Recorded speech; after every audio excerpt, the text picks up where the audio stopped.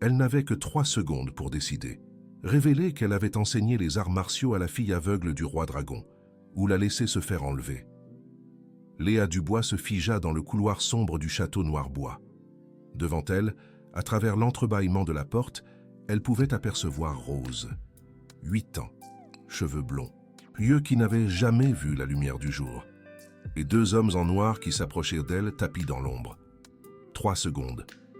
Qu'auriez-vous fait?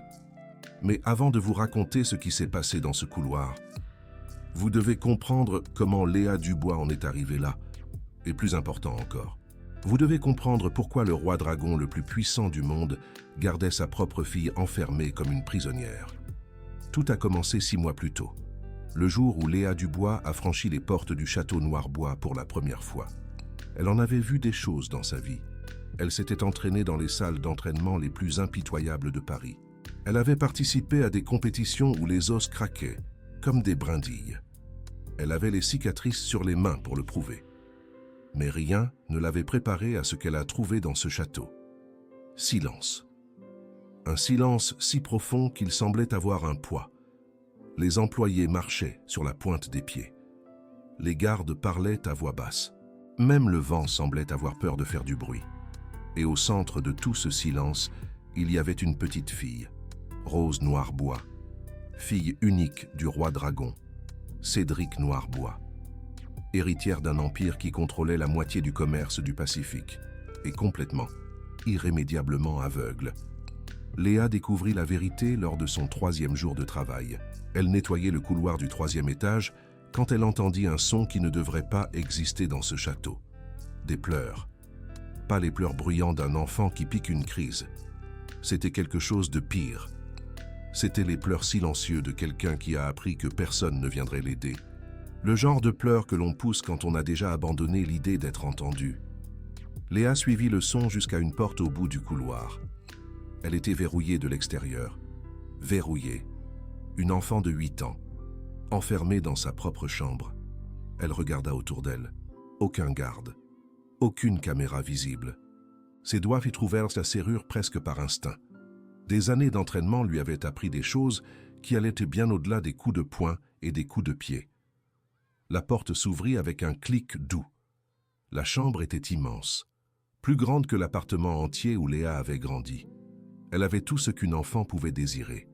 Des jouets coûteux, des meubles moelleux, un lit qui ressemblait à un nuage. Et dans le coin le plus sombre, recroquevillé comme un animal blessé, se trouvait Rose. « Que se passe-t-il ici » murmura Léa. La petite fille leva la tête. Ses yeux ne se fixaient sur rien, mais d'une certaine manière, Léa sentit qu'elle était vue. Vue d'une manière qui allait au-delà de la vision. « Vous êtes nouvelle » dit Rose. Sa voix était si basse que Léa dut s'approcher pour entendre. Il renvoie toujours les nouvelles. Quand il découvre. Découvre quoi? Que je suis brisée. Léa sentit quelque chose se serrer dans sa poitrine. Elle avait vu beaucoup de douleur dans sa vie. Elle avait causé de la douleur. Elle avait reçu de la douleur. Mais il y avait quelque chose dans la façon dont cette petite fille disait « brisée » qui était différente. Ce n'était pas de l'apitoiement sur soi, c'était de l'acceptation. Comme si c'était un fait scientifique. « Tu n'es pas brisée » dit Léa. Rose rit. Un petit son triste. « Mon père dit que je suis fragile, que le monde est trop dangereux pour moi, que je dois rester ici où je suis en sécurité. Et tu le crois. » Silence. Pendant un long moment. Seulement le silence. Puis Rose dit quelque chose qui a tout changé. Je le croyais. Jusqu'à ce que je vous entende ouvrir la porte. Vous n'avez pas utilisé la clé. Je l'ai entendu. Vous avez fait quelque chose avec la serrure. Quelque chose que les autres employés n'ont jamais fait. Léa se figea. Je connais les sons, continua Rose. C'est la seule chose que j'ai. Je connais le son des pas de chaque personne dans ce château. Je connais le son de mon père quand il est inquiet. Je connais le son de tante Hélène quand elle ment. Et je connais le son de quelqu'un qui sait se battre. Comment peux-tu savoir ça? À la façon dont vous marchez, à la façon dont vous respirez, à la façon dont votre corps se déplace dans l'espace. La petite fille se leva. Elle était petite, fragile. Mais il y avait quelque chose dans ses épaules qui n'était pas fragile.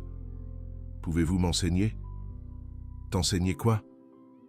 À ne pas être brisé. Et c'est ainsi que tout a commencé. Chaque soir, après que les gardes aient fait leur dernière ronde, Léa retournait dans la chambre de Rose. Elle enseignait ce qu'elle pouvait, les postures de base, la respiration. Comment sentir l'espace autour d'elle en utilisant d'autres sens? Au début, c'était difficile. Rose était faible. Des années enfermées dans une chambre avaient atrophié ses muscles. Elle trébuchait sur ses propres pieds, tombait plus souvent qu'elle ne restait debout. Mais elle ne s'est jamais plainte, n'a jamais pleuré, n'a jamais demandé à arrêter. Et petit à petit, quelque chose a commencé à changer. La 3e semaine, Rose a réussi à rester en position de garde pendant 5 minutes sans trembler. La 5e semaine, elle a réussi à sentir Léa s'approcher par derrière, juste par le déplacement d'air. La 8e semaine, elle a bloqué un coup de poing qu'elle ne pouvait pas voir. « Tu es incroyable », dit Léa ce soir-là. « Tu le sais, n'est-ce pas ?» Rose sourit. C'était la première fois que Léa la voyait sourire vraiment. « Je ne suis pas incroyable. Je me sens juste, enfin, vivante. » Léa utilisa le ruban à cheveux rouges de Rose pour se bander les yeux. « Si tu peux apprendre à te battre sans voir, dit-elle, alors je dois apprendre à enseigner sans voir. Ainsi, je comprends ce que tu ressens. » Elles s'entraînèrent ensemble dans le noir. 2 personnes aveugles dansant dans le vide. Et dans ce vide, quelque chose s'épanouit. Ce n'était pas seulement de la technique, c'était de la connexion. C'était de la confiance. C'était quelque chose qu'aucune d'elles n'avait eu auparavant. Mais les secrets dans les châteaux ne restent jamais secrets très longtemps. Hélène Valois était la tante de Cédric Noirbois, la sœur aînée de la mère de Rose, décédée en couche. Officiellement, elle était là pour aider à s'occuper de sa nièce. Mais Léa avait appris à reconnaître les prédateurs. Et Hélène avait l'odeur de l'un d'eux. Elle surveillait. Toujours elle surveillait. Ses yeux suivaient Léa dans les couloirs. Ses questions étaient toujours un peu trop pointues. Ses sourires n'atteignaient jamais ses yeux. Et puis, un mercredi matin, Hélène découvrit. Léa ne sut jamais comment. Peut-être une caméra cachée, peut-être un employé bavard, peut-être juste l'instinct d'une prédatrice qui sentait que quelque chose n'allait pas. Ce qui importe, c'est ce qui s'est passé ensuite. C'était l'heure du déjeuner. Tous les employés étaient réunis dans la salle des domestiques.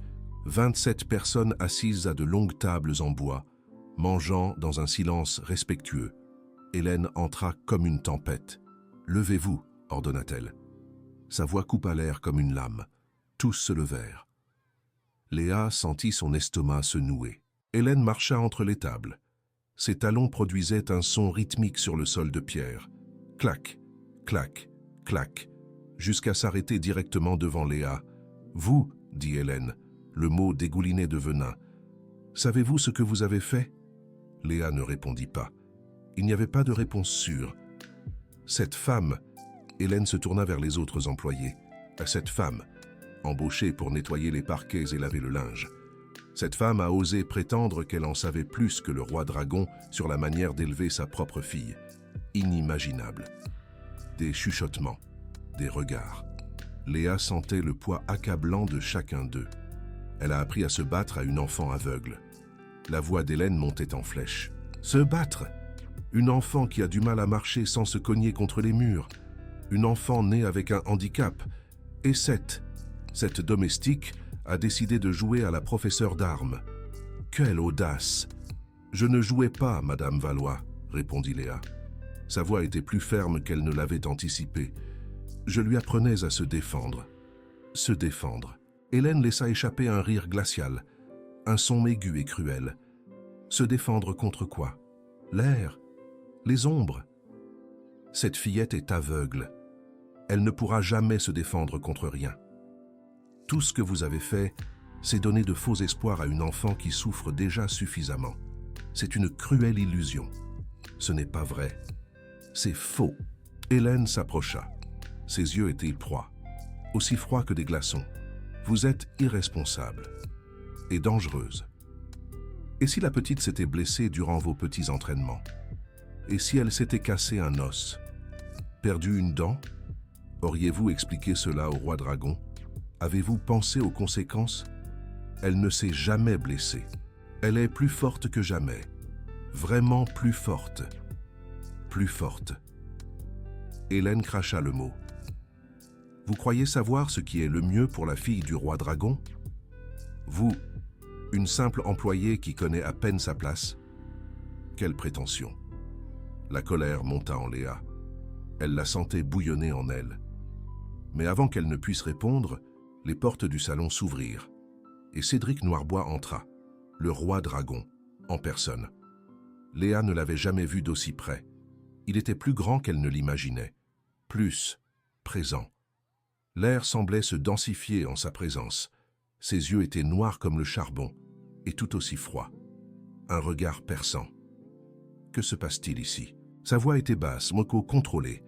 Mais il y avait quelque chose en dessous, une puissance brute qui fit reculer tous les domestiques. Un danger latent. Hélène esquissa un sourire. Un sourire qui n'avait rien d'un sourire. Cher neveu, je m'occupais justement d'un petit problème. Cette femme. Elle pointa Léa du doigt. Cette femme a enfreint vos règles. Là, elle rendait visite à Rose dans sa chambre. Et elle a enseigné à votre fille à se battre. L'inconscience. Cédric se tourna lentement vers Léa. Son regard était impossible à déchiffrer. Est-ce vrai? Vrai. Léa prit une profonde inspiration. Oui, c'est la vérité. Pourquoi? Expliquez-vous, mademoiselle. Parce que votre fille mérite plus qu'une cage dorée. Une vraie vie. Le silence qui suivit fut absolu. Personne ne bougea. Personne ne respira. Hélène semblait sous le choc.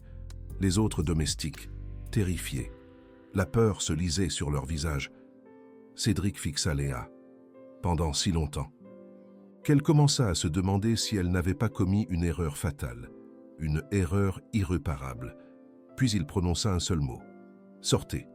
Léa sentit le sol se dérober sous ses pieds. « Bien sûr, dit-elle.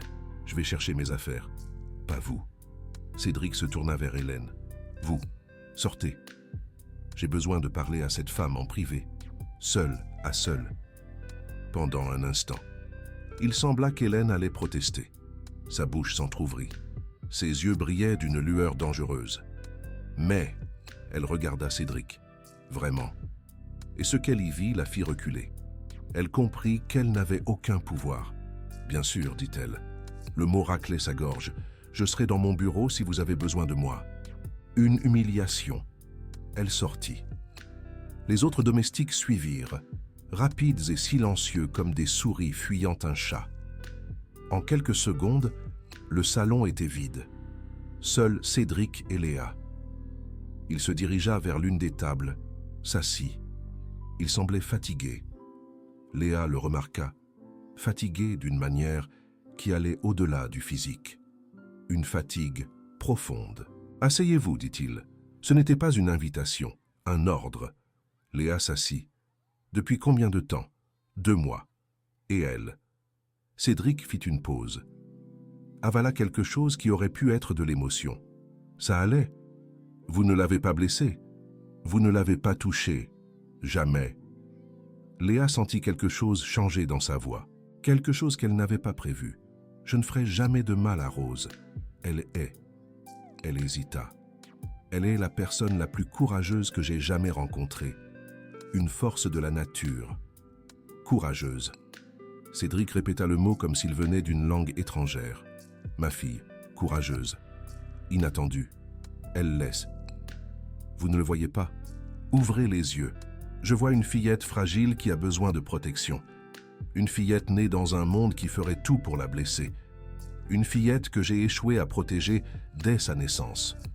Un échec constant. Vous n'avez pas échoué. Sa mère est morte en lui donnant la vie. » Les yeux de Cédric étaient lointains maintenant, perdus dans un lieu que Léa ne pouvait atteindre. Les médecins ont dit que c'était une complication rare, qu'il n'y avait aucun moyen de prévoir, aucun moyen d'éviter. Sa voix se brisa. « Je suis le roi dragon. Je contrôle un empire. Et je n'ai pas pu sauver ma propre épouse. Incapable. » Léa ne dit rien. Certaines douleurs étaient trop grandes pour être exprimées. Rose est née prématurée. Cédric continua. Petite, fragile et aveugle. Les médecins ont dit qu'elle ne survivrait probablement pas à sa première année. J'ai passé chaque nuit de cette année éveillé, à l'écouter respirer, à attendre le moment où sa respiration s'arrêterait. Une angoisse perpétuelle. Mais elle a survécu. Elle a survécu. Et je me suis promis que je ne laisserai plus jamais rien la blesser, que je construirais une forteresse autour d'elle, que le monde ne la toucherait plus jamais. Alors vous l'avez enfermée. C'est une prison. Je l'ai protégée. C'est tout. Léa le regarda. Vraiment. Et elle vit quelque chose qu'elle n'attendait pas. Ce n'était pas de la cruauté. Ce n'était pas du contrôle. C'était de la peur. Une peur si profonde et si ancienne qu'elle était devenue partie intégrante de son être. Une peur paralysante. « Puis-je vous montrer quelque chose ?» demanda-t-elle. Cédric fronça les sourcils. « Quoi ? Venez avec moi. » Elle se leva, se dirigea vers la porte, s'arrêta, regarda en arrière. Cédric était toujours assis, l'air perplexe. « S'il vous plaît, » dit Léa. « Juste 5 minutes. 5 minutes. Pour changer sa perspective. » Il la suivit. Ils montèrent les escaliers en silence, passèrent par des couloirs vides. Les gardes s'écartaient en voyant Cédric, inclinant la tête en signe de révérence. Jusqu'à arriver à la chambre de Rose. Léa ouvrit la porte. La jeune fille était là, assise par terre au centre de la pièce, les yeux fermés, les mains sur les genoux, respirant lentement et profondément. Qu'est-ce qu'elle fait ? Cédric murmura. Elle médite. Léa sourit. Je lui ai appris ça. Ça l'aide à calmer son esprit et à aiguiser ses autres sens. C'est un atout, Rose. Cédric fit un pas en avant. Sa voix tremblait. La jeune fille ouvrit les yeux qui ne pouvaient voir, mais qui savaient toujours exactement où se trouvaient les personnes. « Père, » dit-elle, et Léa. Elle sourit. « C'est la première fois que vous venez ici ensemble. C'est un moment spécial. Tu savais que j'étais là ? Je sais toujours quand tu es prêt, père. » Rose se leva. Ses mouvements étaient fluides, contrôlés. Tu sens le café et le papier. Et tes bottes font un bruit particulier dans le couloir, un peu plus lourd du côté gauche. Une attention extrême. Cédric semblait sans voix. Léa m'a appris à faire attention, continua Rose. Elle dit que mes yeux ne fonctionnent pas, mais que j'ai 4 autres sens qui fonctionnent mieux que ceux de n'importe qui. Elle dit que je ne suis pas brisée. Elle dit que je suis différente, et que différent peut être plus fort. Une force. Léa vit quelque chose changer sur le visage de Cédric, une fissure dans l'armure, une lumière à travers les murs qu'il avait construits, une espérance. « Montre-lui, » dit Léa doucement. Rose acquiesça, ferma les yeux. Et alors, d'un mouvement qui semblait impossible pour une enfant de 8 ans, elle prit une position de combat parfaite. Pieds écartés à la largeur des épaules, genoux légèrement fléchis, mains levées protégeant le visage. « Papa, » dit-elle. « Léa va essayer de me frapper maintenant. Ne t'inquiète pas, je vais bien. »« Quoi ?» Léa se mit en mouvement, rapide, silencieuse. Un coup de poing direct qui aurait touché n'importe qui de normal. Rose esquiva. Pas parce qu'elle voyait, parce qu'elle entendait, sentait.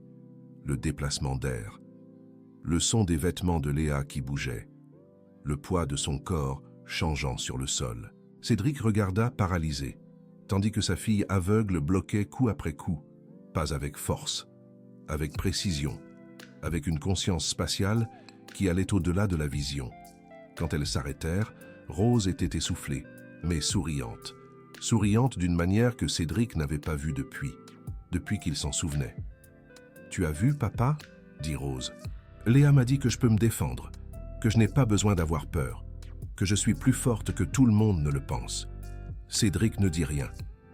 Il s'agenouilla simplement, ouvrit les bras.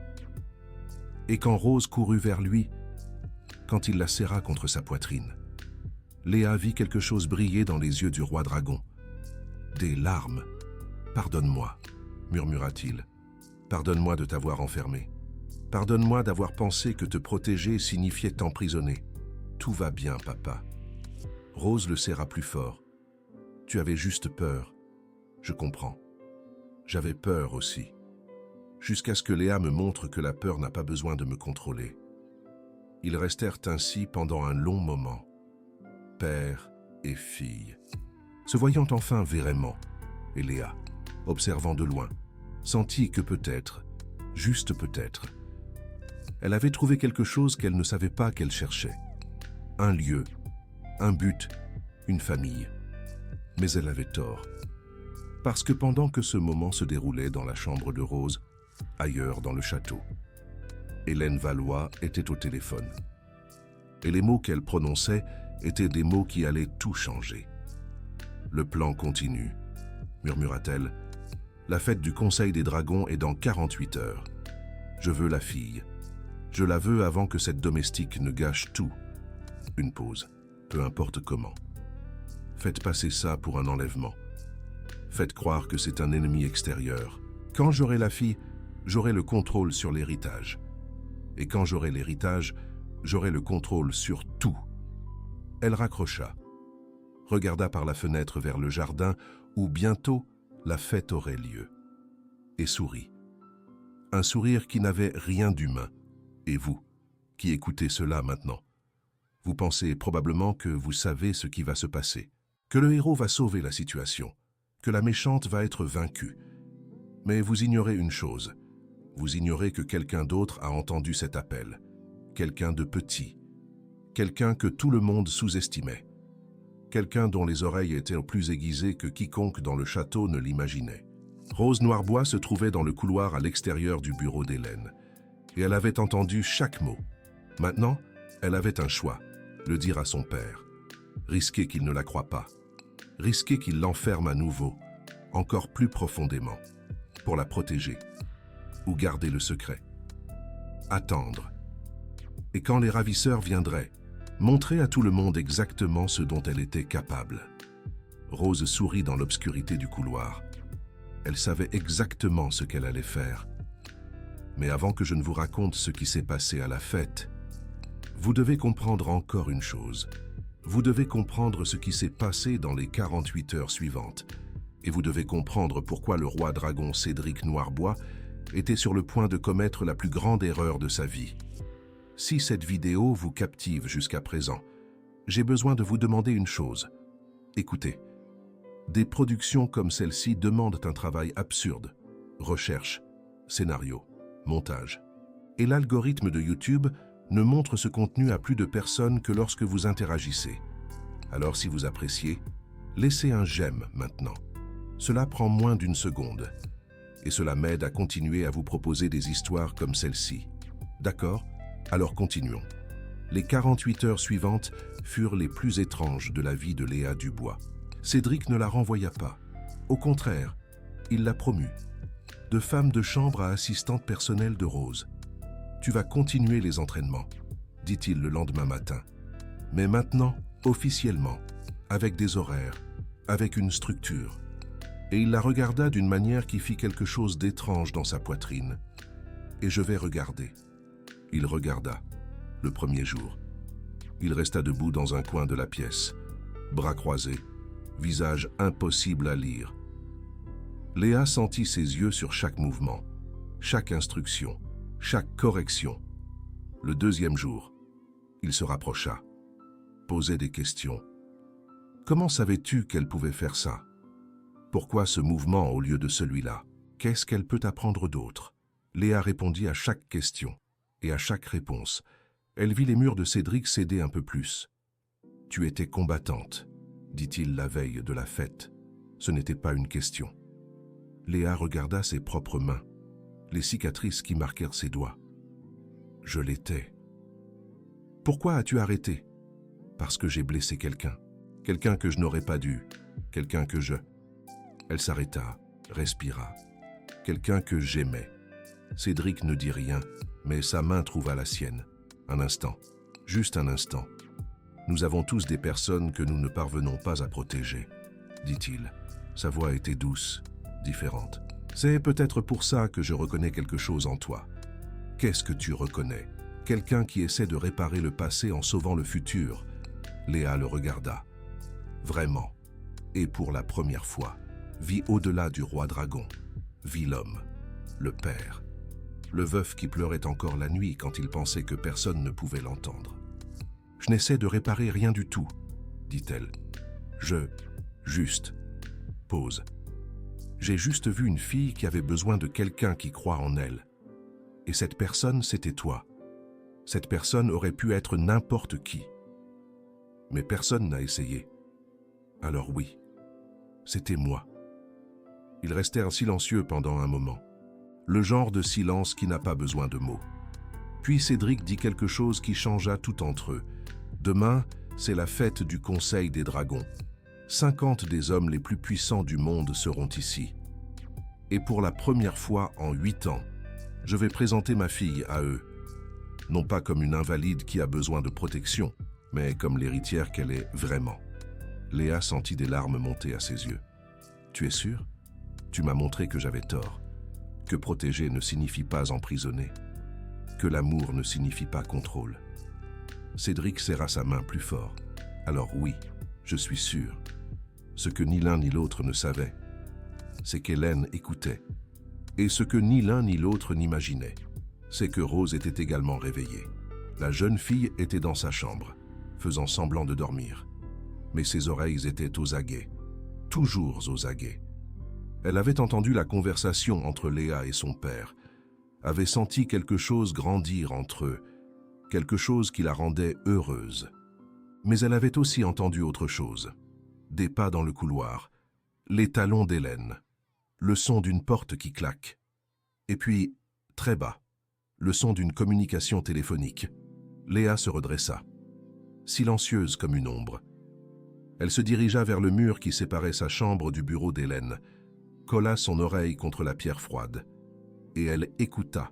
« Demain soir, » disait Hélène, « pendant le discours du roi dragon, tous les gardes seront dans le grand salon, le couloir sera désert, et quand je donnerai le signal. » Léa sentit son sang se glacer.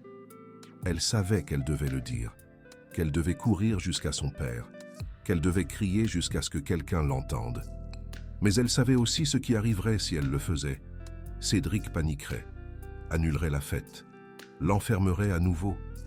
Tous ces mois d'entraînement, toutes ces nuits avec Rose, tout serait gâché. Et pire, Hélène s'échapperait. Sans preuve concrète, elle nierait tout et continuerait à planifier, continuerait à attendre, jusqu'à trouver une autre opportunité. « Non, pensa Léa, je ne vais pas laisser ça arriver. » Elle retourna se coucher, ferma les yeux et sourit dans l'obscurité. « Demain, pensa-t-elle, demain, je vais montrer à tout le monde exactement qui je suis. » Et c'est ainsi que se termina la nuit précédant la fête, avec des secrets, avec des plans, avec une jeune fille aveugle qui était sur le point de faire quelque chose que personne n'attendait. La fête du Conseil des Dragons, l'événement le plus important de l'année dans le monde des affaires. 50 des hommes les plus puissants de la planète, réunis en un seul lieu, des milliards d'euros d'accords, des décennies d'alliances, des siècles de traditions, et au centre de tout, pour la première fois, se trouverait Léa Noirbois.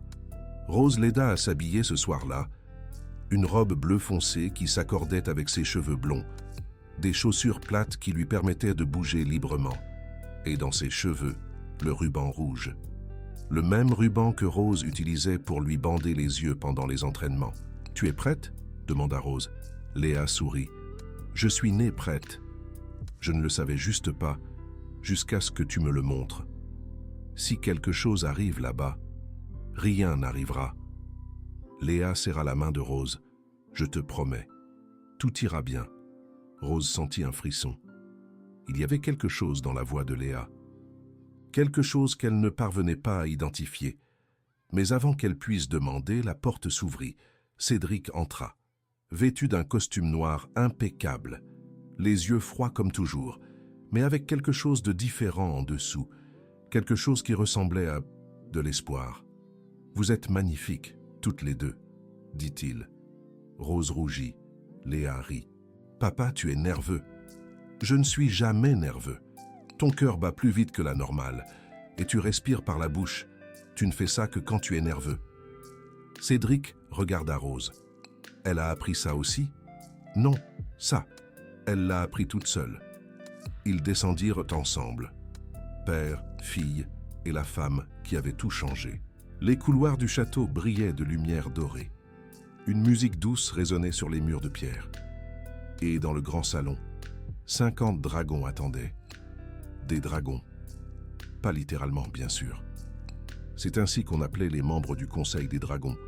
Des hommes qui contrôlaient des industries entières, qui faisaient bouger les marchés avec un seul appel, qui avaient un plus de pouvoir que la plupart des gouvernements. Et ils se tournèrent tous lorsque Cédric Noirbois entra dans le salon, avec sa fille aveugle à ses côtés, et une ancienne employée qui était maintenant quelque chose de plus. « Messieurs, » dit Cédric. Sa voix remplit le salon sans effort. « Voici ma fille, Léa Noirbois, la prochaine dirigeante de cet empire. » Silence. 50 pères dieux étudièrent la jeune fille. Rose pouvait voir ce qu'il pensait. Une enfant, aveugle, fragile. Comment pourrait-elle diriger quoi que ce soit? Mais alors Léa fit quelque chose d'inattendu. Elle fit un pas en avant, seule, sans aide. Et quand elle parla, sa voix ne trembla pas. « Je sais ce que vous pensez, » dit-elle. « Vous pensez que je suis faible, que je suis un fardeau, que mon père aurait dû avoir un autre héritier. » Une pause. « Vous avez tort. » Murmure. Regards échangés. L'un des dragons les plus âgés, un homme à la barbe blanche nommé Bernard Lemaire, fit un pas en avant. « C'est une déclaration audacieuse pour quelqu'un d'aussi limité, dit-il. Qu'est-ce qui vous fait penser que vous pouvez nous diriger? » Léa se tourna vers lui. Ses yeux ne le croisèrent pas, mais d'une certaine manière son regard le fit. « Monsieur le maire, 67 ans, 3 mariages, 2 fils qui vous détestent. Vous boitez du côté droit parce que vous vous êtes cassé la hanche dans un accident de ski il y a 15 ans, et vous êtes nerveux maintenant parce que votre cœur bat irrégulièrement. Vous devriez peut-être consulter un médecin. » Silence absolu. « Comment vous ?» balbutia le maire. « J'entends des choses que vous n'entendez pas. Je sens des choses que vous ne sentez pas. Mes yeux ne fonctionnent pas, mais tout le reste fonctionne mieux. » Léa sourit. « Alors non, je ne suis pas limitée. Je suis différente. » Rose sentit des larmes monter à ses yeux. Cédric avait l'air sur le point d'exploser de fierté, mais dans un coin du salon, Hélène Valois observait avec des yeux froids, et dans sa poche. Son téléphone vibra une fois. Le signal. Les ravisseurs étaient en position. La fête continua. Des boissons furent servies. Des conversations eurent lieu. Des accords furent conclus à voix basse. Rose resta près de Léa tout le temps. Quelque chose la tracassait, un pressentiment qu'elle ne parvenait pas à expliquer. « Ça va ?» demanda-t-elle doucement. Léa acquiesça. « Juste un peu fatiguée. Je peux aller aux toilettes ?»« Bien sûr. Tu veux que je t'accompagne ?»« Pas besoin. Je connais le chemin. » Rose hésita. Quelque chose n'allait pas. Mais avant qu'elle puisse dire quoi que ce soit, Léa s'était déjà éloignée. La jeune fille arpenta les couloirs du château. Ses pas étaient silencieux. Sa respiration contrôlée, et ses oreilles, à l'affût de chaque son. Elle savait qu'il viendrait. Elle comptait sur ça. Le couloir était sombre. Les lumières avaient été éteintes. Délibérément, Léa le savait. Une partie du plan d'Hélène. Après tout, qu'y a-t-il de plus facile que d'attraper une jeune fille aveugle dans un couloir sombre? Ce qu'Hélène ignorait, c'est que pour Léa, ça ne faisait aucune différence. Sombre ou clair, jour ou nuit. C'était la même chose pour quelqu'un qui n'avait jamais vu la lumière. Les pas vinrent de derrière. 2 hommes, lourds, probablement des muscles de salle de sport, respiration par la bouche, des amateurs. Léa continua d'avancer. Faisant semblant de ne pas avoir remarqué, les pas se rapprochèrent. 3 mètres, 2 mètres, 1 mètre. Maintenant, Léa se retourna. Le premier homme ne s'y attendait pas. Son bras était tendu pour l'attraper.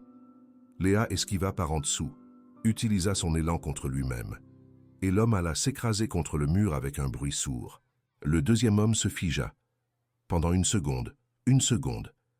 C'était tout ce dont Léa avait besoin.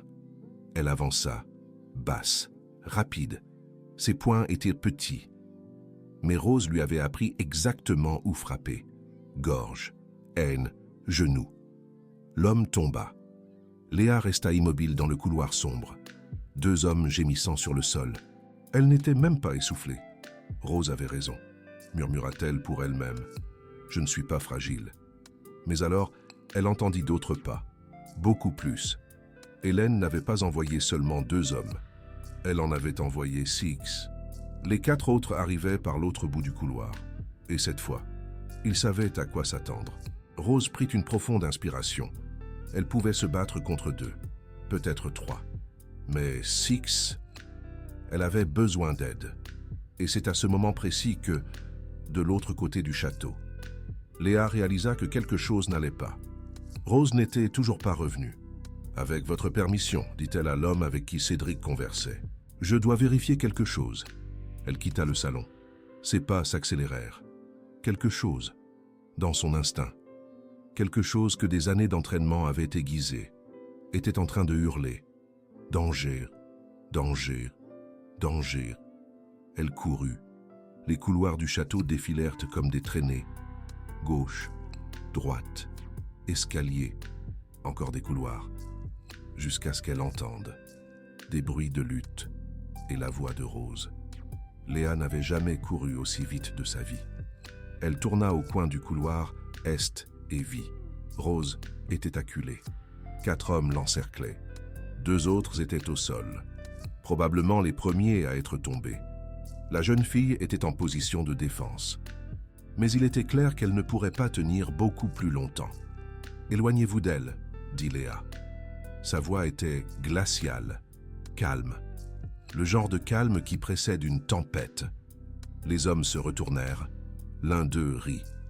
Encore une autre. « Ça va être facile. » Léa ne répondit pas. Elle attaqua simplement. Des années d'entraînement. Des milliers d'heures dans les salles d'entraînement. Des centaines de combats. Tout revint en une seule seconde. Le premier homme tomba avant même de comprendre ce qui s'était passé. Le second tenta de riposter. Mais Léa l'avait déjà dépassé, le laissant au sol se tenant le bras cassé. Les 2 autres furent plus malins. Ils reculèrent, sortirent des couteaux. Léa n'hésita pas. Elle prit un vase de fleurs dans le couloir, l'utilisa comme bouclier, bloqua la première lame, pivota, frappa la tête du 3e homme avec la base du vase. Le 4e homme s'enfuit. Léa ne le poursuivit pas. Au lieu de cela, elle courut vers Rose. « Tu vas bien? Tu es blessée ?» Rose secoua la tête. « Je vais bien. » Elle sourit. « Malgré tout, j'en ai mis 2 au tapis. Léa, tu as vu? » « J'ai vu. » Léa la serra dans ses bras. « Tu as été incroyable. Mais comment savais-tu qu'ils allaient venir? » « J'ai entendu tante Hélène préparer son coup. Au téléphone. Hier soir. » Léa se figea. « Tu savais? Et tu n'as rien dit à personne. Je voulais prouver que je pouvais me défendre. Que toutes ces nuits d'entraînement n'avaient pas été vaines. » La voix de Rose devint faible. « Tu es en colère contre moi? » Léa voulait être en colère, devrait être en colère. Mais quand elle regarda cette jeune fille, debout au milieu de 4 hommes inconscients, elle ne put ressentir qu'une seule chose. De la fierté. « Je ne suis pas en colère, dit-elle. Je suis impressionnée et terrifiée, les 2 à la fois. Désolée de t'avoir fait peur. Tu vas me faire peur encore plein de fois, j'en suis sûre. » Des pas. Beaucoup de pas. Les gardes arrivaient enfin. Et derrière eux, courant plus vite que tout le monde, Cédric Noirbois. « Rose, Léa, qu'est-ce qui s'est passé ?» Il vit les hommes au sol. Il vit le sang. Il vit sa fille, debout, indemne. « Qu'est-ce que... » Père. Rose fit un pas en avant. « Il y a une chose que tu dois savoir. À propos de tante Hélène. » Hélène. Le mot résonna dans le couloir. Et à ce moment-là, tout le monde réalisa que quelqu'un manquait. Hélène avait disparu. « Trouvez-la, » ordonna Cédric. Ses yeux étaient froids. Plus froids que Léa ne les avait jamais vus. « Et ramenez-la moi, vivante. » Les gardes se dispersèrent. Cédric s'agenouilla devant Rose. Ses mains tremblaient en touchant son visage. « Tu as combattu, » dit-il. Sa voix était étrange. « Brisé. Tu as vraiment combattu contre eux. » Léa m'a appris. Rose serra les mains de son père. Elle m'a appris que je n'avais pas besoin d'être protégé du monde. Elle m'a appris que je pouvais en faire partie. Cédric regarda Léa. Il y avait quelque chose dans ses yeux qu'elle n'avait jamais vu auparavant. Quelque chose qui fit accélérer son cœur. J'aurais dû le voir avant. J'aurais dû te faire confiance dès le début. Tu avais peur, dit Léa. C'est normal d'avoir peur. La peur a failli coûter la vie de ma fille. Mais ça n'a pas été le cas, parce qu'elle n'est pas fragile. Elle ne l'a jamais été. Cédric se releva pendant un moment. Il resta là, regardant de Léa à Rose et de nouveau à Léa. Puis il fit quelque chose qui surprit tout le monde. Il l'embrassa. Ce fut rapide, doux, presque hésitant. Mais c'était un baiser. Quand il s'éloigna, ses yeux étaient toujours fixés sur les siens. « Merci, dit-il, pour tout. » Léa ne réussit pas à répondre. Son cœur battait trop vite. « Burke, dit Rose, vous pouvez faire ça après? On doit encore attraper tante Hélène. » Et ainsi, le moment passa, mais quelque chose avait changé. Quelque chose qui ne pourrait pas être défait. Ils trouvèrent Hélène 1 heure plus tard. Elle essayait de s'enfuir par les jardins. Les gardes l'encerclèrent près du portail sud. Quand ils la ramenèrent au château, elle essayait toujours de s'expliquer. « C'est un malentendu. Je n'ai rien à voir avec ça. Ces hommes, je ne les connais pas. Vous devez me croire. » Cédric l'attendait dans le grand salon. Les 50 membres du Conseil Dragon étaient toujours là. Tous étaient restés quand les nouvelles de l'attaque s'étaient répandues. Tous voulaient revoir comment le roi dragon allait gérer la situation. Tante Hélène. Cédric était assis sur sa chaise au centre du salon. Sa voix était glaciale. « Niez-vous toute implication dans l'attaque contre ma fille ?»« Bien sûr que je nie. » Hélène semblait outragée. « Vous croyez vraiment que je ferai du mal à ma propre nièce ? Je ne crois rien. » Cédric fit un geste. Un garde apporta un ordinateur portable. Mais les preuves parlent d'elles-mêmes. Qu'est-ce que c'est? Des enregistrements, des caméras de sécurité, des appels de votre téléphone. Cédric appuya sur un bouton. La voix d'Hélène remplit le salon. Le plan continue. La fête du Conseil Dragon est dans 48 heures. Je veux la fille. Le visage d'Hélène devint blanc. C'est truqué. Vous avez falsifié ces enregistrements. Vraiment? Cédric se leva, s'approcha d'elle. Alors peut-être que ma fille a aussi falsifié ce qu'elle a entendu. À travers le mur. Quand vous avez passé cet appel? Rose s'approcha. La jeune fille était petite à côté des adultes, mais sa présence était immense. J'ai tout entendu, tante Hélène, chaque mot, chaque plan. Vous vouliez m'utiliser pour contrôler l'héritage. Vous vouliez me faire du mal. Hélène regarda Rose, vers Cédric, vers les 50 dragons qui observaient en silence. Et alors quelque chose changea sur son visage. Le masque tomba. « Et alors ?» dit-elle. Sa voix était différente maintenant, froide, réelle. « La fille est inutile, aveugle, un poids. Tu aurais dû produire un véritable héritier.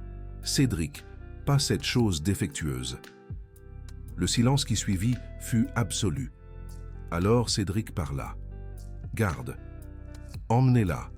Elle sera jugée par le conseil complet. » Et jusqu'à là, elle ne parle à personne, ne voit personne, n'existe pas. Vous ne pouvez pas me faire ça, je suis de la famille. Vous étiez de la famille. Maintenant, vous n'êtes rien. Hélène fut emmenée de force. Ses cris résonnèrent longtemps dans les couloirs, mais dans le grand salon. Plus personne ne l'entendait. Tous les regards étaient fixés sur Rose.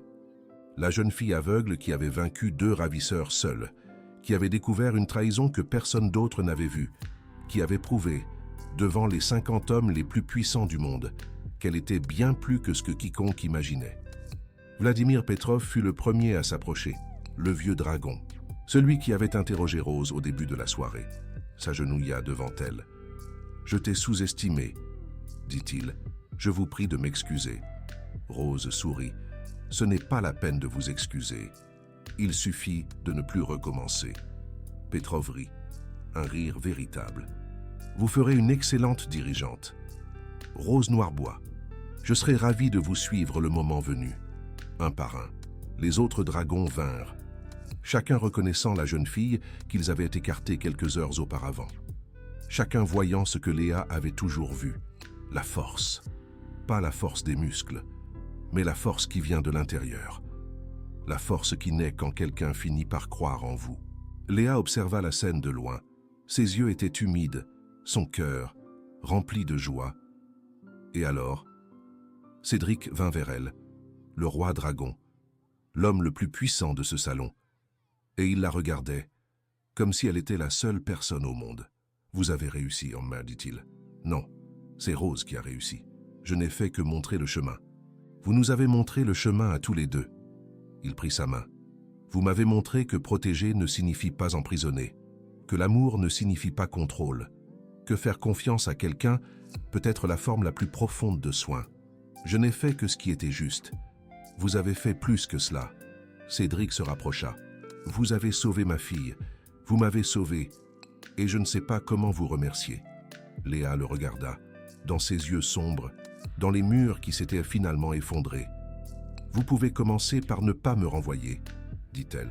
Cédric sourit, un sourire véritable, rare. « Je pensais à quelque chose de différent. »« Quoi ? » ?»« Rester, pas comme employé, pas comme assistante. » Il prit une profonde inspiration. « Rester comme quelque chose de plus. Je ne sais pas encore quoi. Mais je sais que je ne veux pas que vous partiez. » Léa sentit son cœur s'emballer. « Je ne veux pas partir non plus, » dit-elle. « Alors ne partez pas. » Et ainsi, au milieu du chaos, au milieu de la trahison, de la lutte et des révélations, quelque chose de nouveau naquit. Ce n'était pas une fin, c'était un commencement. La nuit se termina avec le Conseil des Dragons renouvelé, avec Hélène emprisonnée, en attente de jugement, avec Rose enfin libre d'être qui elle avait toujours été, et avec Léa et Cédric, côte à côte, regardant vers un futur que ni l'un ni l'autre n'avait planifié, mais que les deux désiraient. 3 mois plus tard, le soleil se levait sur le château Noirbois. Des lumières dorées entraient par les hautes fenêtres, illuminant la grande salle d'entraînement qui avait été construite spécialement pour Rose. La jeune fille était au centre du tatami.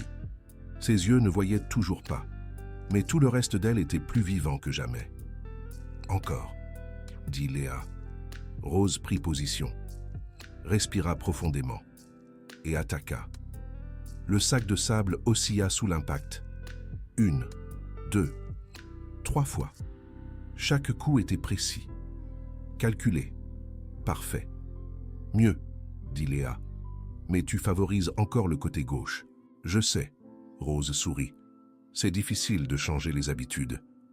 Les habitudes peuvent être changées. Ça prend du temps, mais c'est possible. » « Tu parles de combat ou de mon père ?» Léa rit. « Peut-être les deux. » La porte de la salle s'ouvrit. Cédric entra, portant un plateau avec le petit déjeuner. « Mes 2 combattantes préférées, » dit-il. Une pause pour manger, Rose courut vers lui. Au cours des 3 derniers mois, elle avait grandi, pas seulement physiquement. Sa posture était différente, ses épaules plus hautes, sa voix plus ferme. « Papa, tu as fait des crêpes ?» ?»« J'ai essayé. » Cédric fit une grimace. « Elles sont peut-être un peu brûlées. » Léa s'approcha. « Quant à l'air, un peu, c'est généreux. » « Eh ben, j'apprends. » Rose rit. « Papa, tu contrôles un empire. Tu ne peux pas faire des crêpes? Les empires sont plus faciles. Les crêpes ont trop de variables. » Tous les 3 s'assirent ensemble. Mangèrent des crêpes brûlées, rirent de mauvaises blagues, parlèrent de l'avenir. C'était une scène simple, un domestique, normal. C'était tout ce que Léa n'avait jamais su qu'elle voulait. « Léa, » dit Rose soudainement, « je peux te demander quelque chose ?»« Bien sûr. Tu vas rester ?» La voix de la jeune fille était petite, vulnérable. « Pas seulement à cause de papa. Tu vas rester à cause de moi aussi ?» Léa sentit quelque chose se serrer dans sa poitrine. Elle regarda Cédric. Il acquiesça. « Rose, » dit Léa, « je ne vais nulle part. Je te le promets. Une vraie promesse. Une vraie promesse. » Rose sourit, un sourire qui illumina toute la salle. « Alors, je dois te dire quelque chose. »« Quoi ?» La jeune fille se leva, marcha vers le centre du tatami. « pris une position que Léa ne lui avait jamais enseignée. « Je me suis entraîné en secret, » dit Rose. « La nuit, quand vous êtes tous les deux occupés à être romantiques. » Léa écarquilla les yeux. « Qu'est-ce que tu as appris ?»« Ça. » Rose bougea. Ce n'était plus la séquence basique d'une débutante. C'était autre chose. Quelque chose de fluide. Quelque chose qui ressemblait autant à de la danse qu'à du combat. Ses mouvements étaient précis. Ses coups, mortels. Son corps, une arme parfaite. Quand elle s'arrêta, elle souriait. « J'ai trouvé des vidéos sur Internet, » expliqua-t-elle. Des descriptions audio de techniques avancées. Et je me suis entraîné, toutes les nuits, pendant 3 mois. Léa était sans voix. Cédric aussi. Rose, dit Léa finalement. C'était incroyable. Je veux être capable de vous protéger aussi. Pas seulement être protégée. La voix de Rose était ferme. Tu m'as appris que je pouvais être forte. Maintenant, je veux être assez forte pour que personne ne blesse plus jamais les gens que j'aime. Léa sentit des larmes lui monter aux yeux. « Viens ici, » dit-elle. Rose courut dans ses bras. Et là, dans cette salle illuminée par le soleil du matin, 3 personnes qui n'auraient jamais dû se rencontrer découvrirent qu'elles étaient devenues une famille. Pas par le sang, mais par quelque chose de plus fort. Par choix. 1 an plus tard, le château Noirbois était de nouveau en fête. Mais cette fois, l'occasion était différente. Un mariage. Léa Dubois et Cédric Noirbois. Les invités étaient les mêmes 50 dragons qu'avant.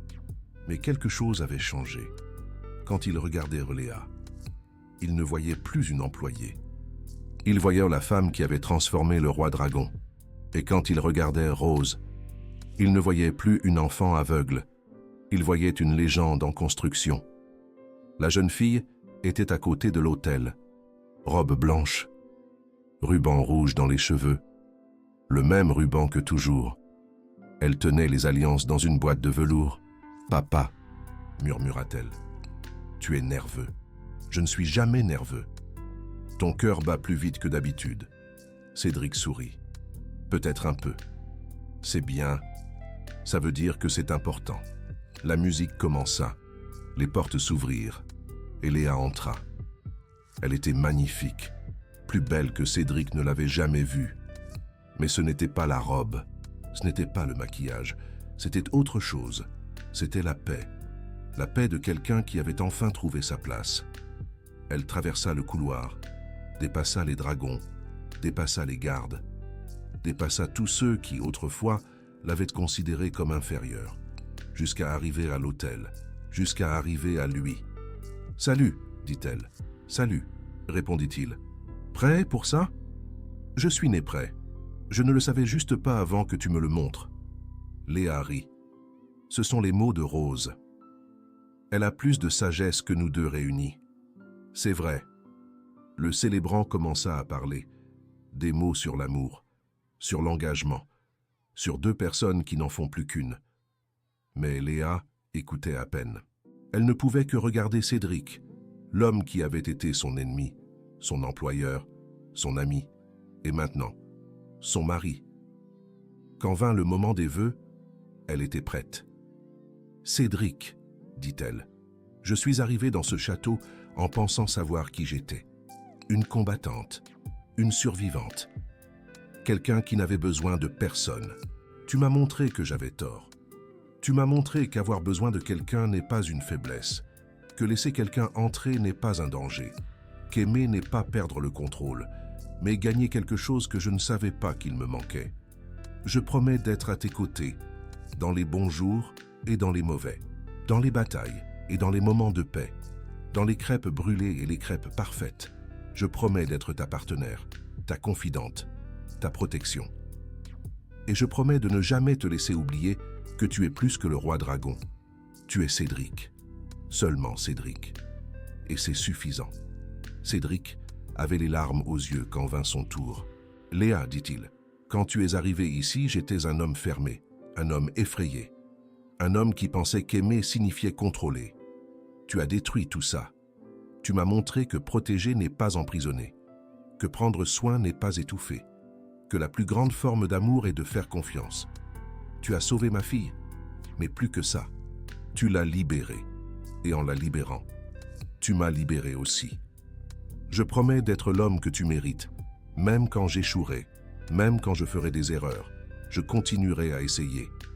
Parce que tu vaux chaque tentative, parce que tu es mon foyer, et parce que je t'aime, d'une manière que je ne savais pas qu'il était possible d'aimer.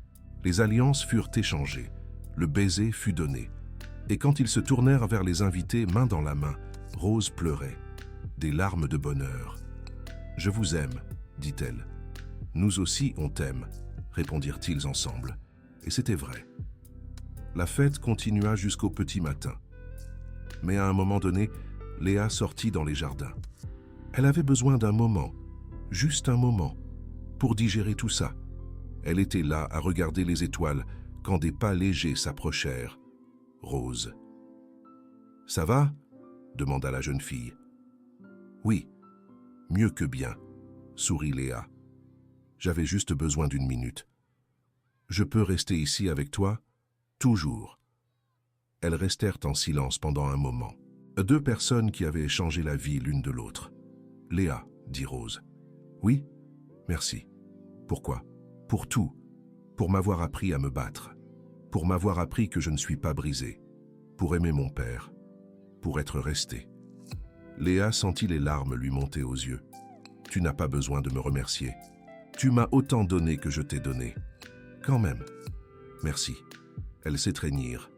Et là, sous les étoiles du château Noirbois, une histoire qui avait commencé avec la peur se terminait avec l'amour. Une histoire d'un roi dragon qui apprit que protéger n'est pas contrôler. D'une combattante qui trouva une famille qu'elle ne savait pas qu'elle recherchait. Et d'une jeune fille aveugle qui prouva au monde que les plus grandes forces sont celles que personne ne peut voir. « Rose, » dit Léa. « Oui, tu es prête pour la prochaine phase de ton entraînement ?» La jeune fille sourit, un sourire qui brillait même dans l'obscurité. « Je suis née prête. » Et c'était vrai. 5 ans plus tard, le monde avait changé. Le château Noirbois n'était plus le même endroit silencieux et sombre qu'avant. Les couloirs qui résonnaient autrefois de peur résonnaient maintenant de rire. Les fenêtres qui restaient fermées laissaient maintenant entrer le soleil. Et Rose Noirbois, maintenant âgée de 13 ans, était responsable d'une grande partie de ce changement. Elle était dans la grande salle d'entraînement, plus la petite fille fragile d'avant. C'était une adolescente, grande, forte, avec ses cheveux blonds attachés en une queue de cheval et le même ruban rouge qu'avant. Ses yeux ne voyaient toujours pas, ne verraient jamais. Mais cela avait cessé d'être une limitation il y a longtemps. « Prête », dit la voix de Léa de l'autre côté du tatami. Rose sourit. « Je suis née prête. » Léa attaqua. Ce n'était plus l'attaque douce d'une enseignante. C'était une attaque réelle, rapide, précise, mortelle. Et Rose bloqua chaque coup. Le combat dura près de 5 minutes. Des coups échangés à une vitesse que la plupart des gens ne pourraient pas suivre. Des mouvements qui semblaient chorégraphiés, mais qui étaient complètement improvisés. Quand elles s'arrêtèrent enfin, elles étaient toutes les deux essoufflées.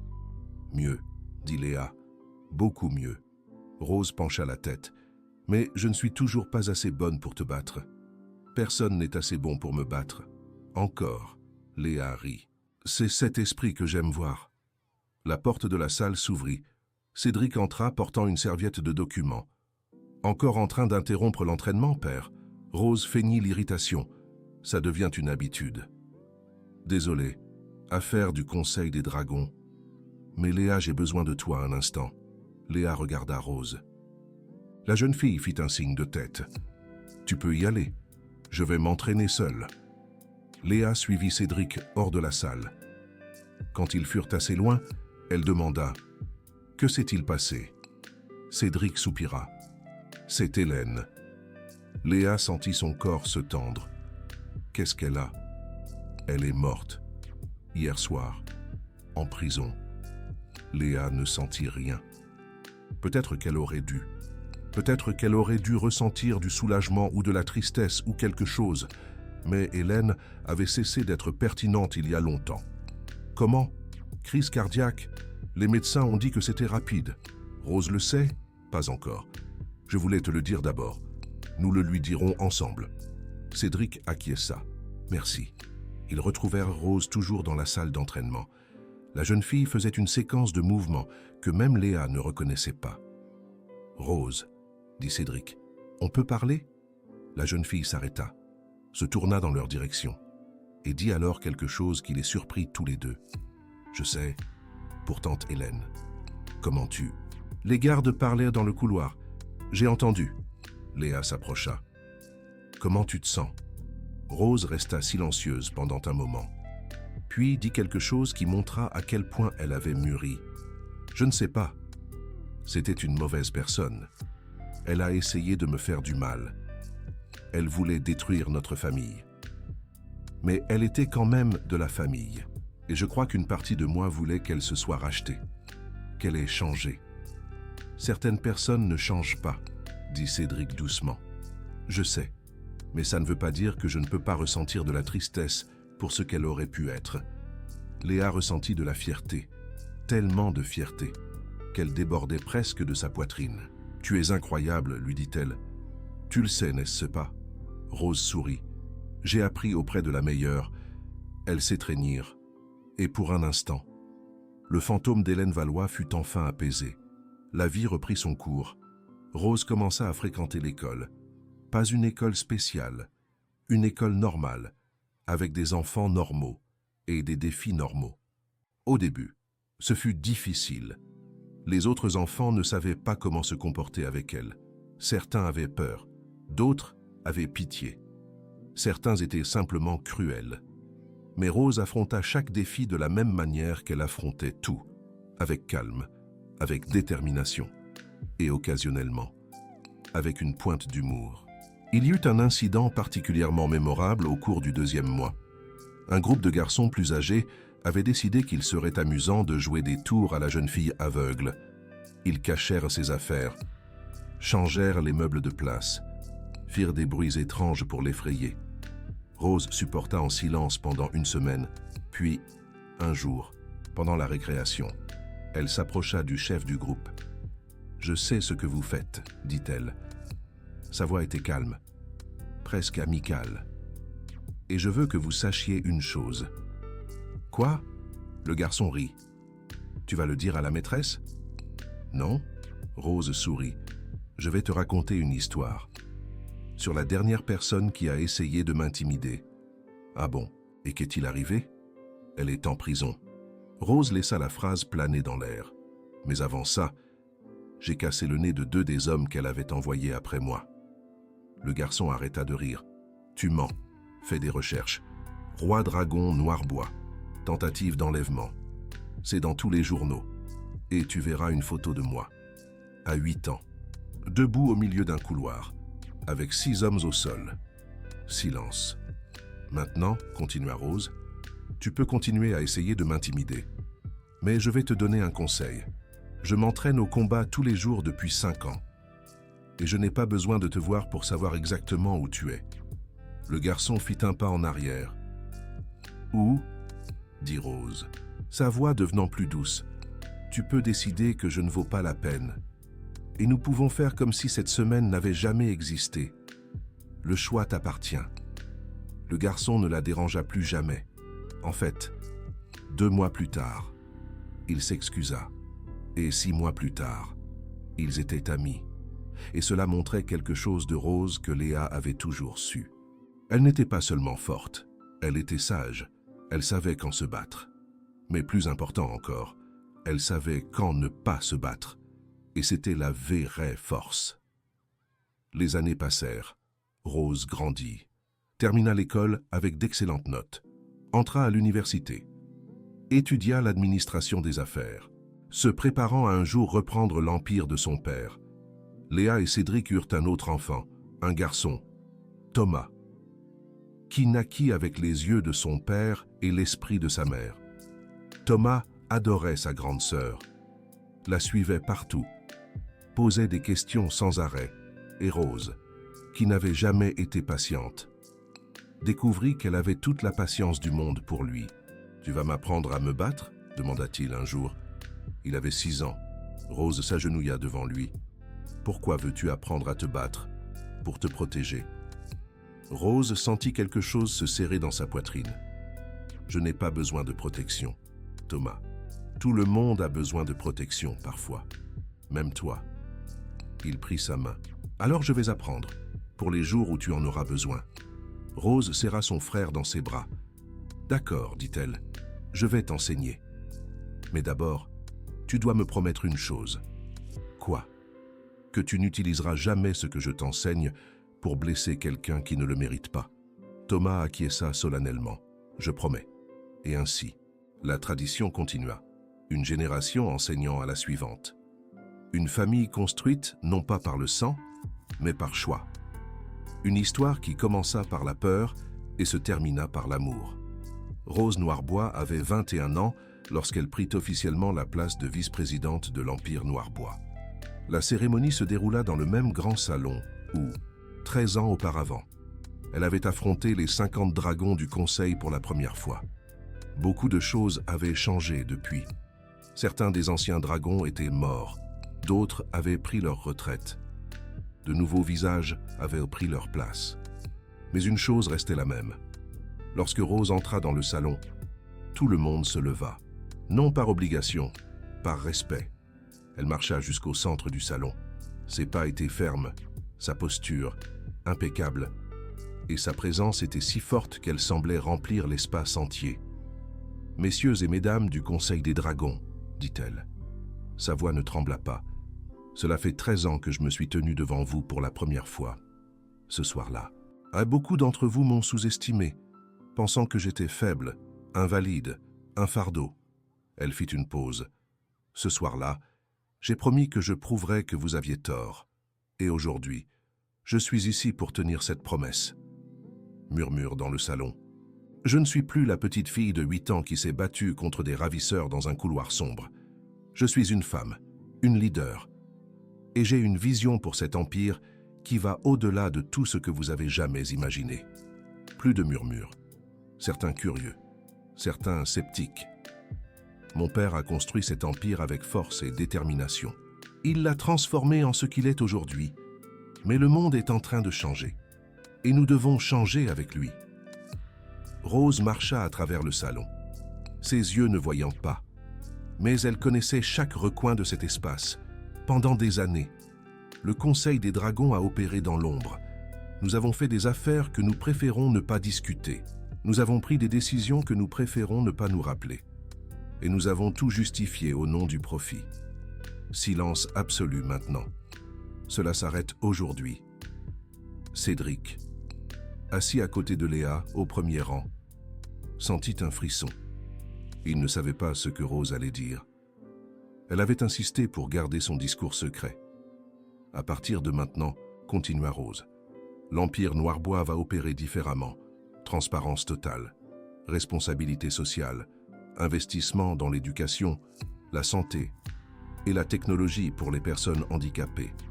Certains des dragons les plus âgés échangèrent des regards inquiets. « Je sais ce que vous pensez, dit Rose. Vous pensez que cela va coûter de l'argent, que cela va réduire les profits, que c'est une décision naïve d'une jeune fille qui ne comprend pas comment le monde fonctionne. » Elle sourit. « Vous avez tort. Encore. » Un écran descendit derrière elle. Des chiffres commencèrent à apparaître au cours des 2 dernières années. J'ai mené un projet pilote dans 3 de nos filiales. J'ai mis en œuvre exactement les changements que je propose. Et les résultats? Les chiffres changèrent.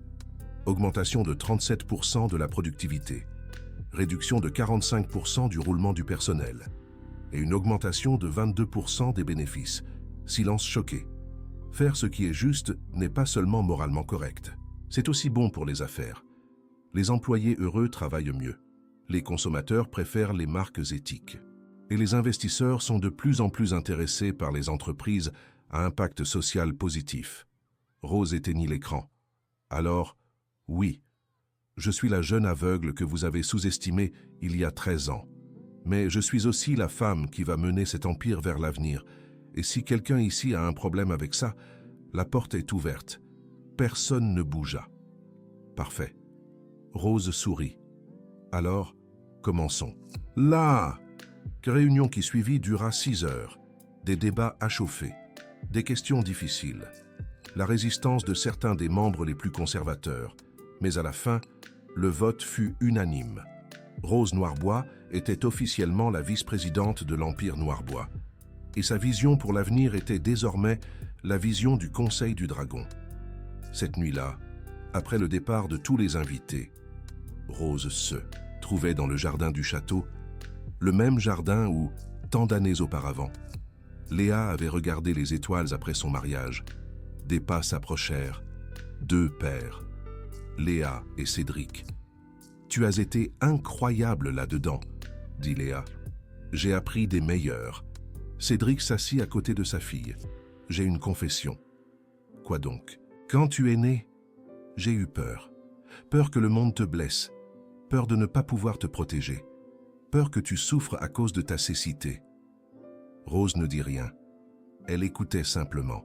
« J'avais tellement tort. » Il lui prit la main. « Tu n'avais pas besoin de protection. Tu avais besoin d'opportunité, de quelqu'un qui croit en toi, d'une chance de montrer qui tu étais réellement. C'est Léa qui m'a donné. » « Ça, dit Rose, oui, et je lui en suis éternellement reconnaissant. Mais tu as fait le reste, tu t'es battu, tu as grandi, tu es devenu quelque chose que je n'aurais jamais imaginé. Quoi donc? Une vraie leader. » Rose sentit des larmes monter à ses yeux. « Papa, je suis fier de toi, Rose, plus fier que les mots ne peuvent l'exprimer.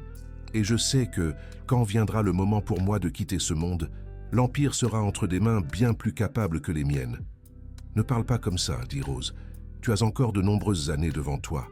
Je sais, mais je voulais que tu le saches. Au cas où je n'aurai plus jamais la chance de le dire. » Ils s'étreignirent, père et fille, dragon et princesse, 2 personnes qui avaient parcouru un long chemin depuis ce jour où Cédric avait découvert que sa femme apprenait à sa fille aveugle à se battre. Léa observait de loin. Ses yeux étaient humides, son cœur débordant. Elle pensa à tout ce qui s'était passé depuis son arrivée au château. Noirbois, une femme de chambre sans but, une combattante essayant d'oublier son passé, une femme qui ne savait pas qu'elle cherchait une famille. Et maintenant, elle avait tout. Un mari qui l'aimait, une fille qui était sa plus grande source de fierté, un fils qui était sa plus grande joie, et un but qui donnait un sens à chaque jour. « Léa, » dit Rose soudainement, « viens ici. » Léa s'approcha. Rose la serra dans ses bras. Une étreinte forte, remplie de tout ce que les mots ne pouvaient exprimer. « Merci, » dit Rose, « pour tout, pour m'avoir appris à me battre, pour m'avoir appris que je ne suis pas brisée, pour avoir aimé mon père, pour être devenue ma mère. » Léa sentit les larmes couler sur son visage. « Tu es ma fille, » dit-elle, « dans tous les sens qui comptent. Je sais. Et tu es ma mère, dans tous les sens qui comptent. » Elles restèrent ainsi pendant un long moment. 3 personnes sous les étoiles, une famille construite par choix, et quand elles se séparèrent finalement. Rose dit une dernière chose. « Tu sais quelle est la plus grande leçon que tu m'as enseignée? » « Laquelle? » « Que la vraie force, ce n'est pas le pouvoir, c'est le courage. Le courage d'être vulnérable, de faire confiance, d'aimer même quand ça fait mal, de se battre même quand cela semble impossible. » Léa sourit. « Ce n'est pas moi qui t'ai enseigné ça. Tu l'avais déjà en toi, peut-être, mais tu m'as montré comment la trouver. Et alors, sous le ciel étoilé du château Noirbois, une jeune fille, naissant, pouvoir voir regarda l'avenir avec plus de clarté que quiconque elle connaissait, parce qu'elle avait appris la vérité, la plus importante de toutes. Les yeux peuvent tromper. Le monde peut être cruel. Les gens peuvent te sous-estimer. Mais la force qui vient de l'intérieur, la force qui naît quand quelqu'un croit en toi, cette force, personne ne peut te la prendre. Et ça, c'était l'histoire de Rose Noirbois, la jeune aveugle qui a appris à se battre, la fille qui a sauvé son père, la leader qui a changé un empire, et la preuve vivante que les plus grandes forces sont celles que personne ne peut voir. Si cette histoire t'a touché d'une manière ou d'une autre, si elle t'a fait réfléchir aux personnes que tu as sous-estimées, si elle t'a fait remettre en question ce que signifie réellement protéger quelqu'un que tu aimes, alors laisse un j'aime, abonne-toi à la chaîne et partage cette vidéo avec quelqu'un qui a besoin d'entendre ce message. parce que nous avons tous une Rose en nous. Nous avons tous une force que le monde ne peut pas voir. La seule question est, qui sera la Léa qui nous aidera à la trouver? Commente ci-dessous. Rose, si tu t'es déjà sentie sous-estimée par le monde. Léa, si tu as déjà été la personne qui a cru en quelqu'un quand personne d'autre ne croyait. Je veux connaître ton histoire. À la prochaine vidéo.